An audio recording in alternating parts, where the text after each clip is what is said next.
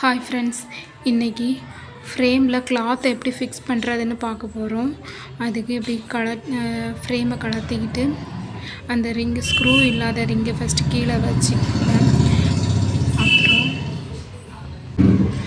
கிளாத்தை corner side கொஞ்சம் space விட்டு அந்த இது மேலே வச்சுக்கிட்டு ஃப்ரேம் மேலே வச்சுக்கிட்டு அந்த ஸ்க்ரூ இருக்கிற ஃப்ரேமை அதுக்கு மேலே வச்சுட்டு எல்லா இடமும் நல்லா ப்ரெஸ் பண்ணி விட்டுங்க.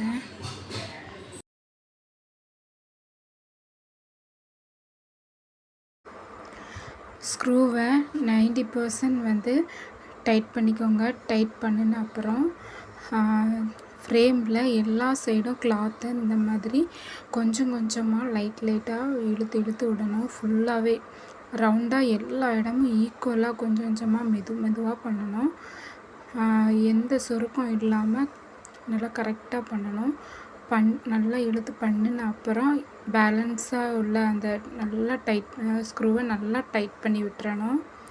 அப்புறம் அந்த ஃப்ரேமுக்கு ஸ்க்ரூ ஸ்டாண்டுக்கு ஸ்க்ரூ மாட்டுற இடத்து கேப்பில் இருக்கிற மாதிரி ஸ்டாண்டில் ஃபிக்ஸ் பண்ணணும். அப்புறம் எக்ஸ்ட்ரா அந்த கிளாத்து டிஸ்டர்பன்ஸாக இருக்கும் ஆரி ஒர்க் பண்ணும்போது. இதை எல்லாத்தையும் நல்லா மடக்கி வச்சு பின் பண்ணிடணும். பின் பண்ணினா தான் ஆரி ஒர்க் பண்ணுறதுக்கு ஈஸியாக இருக்கும்.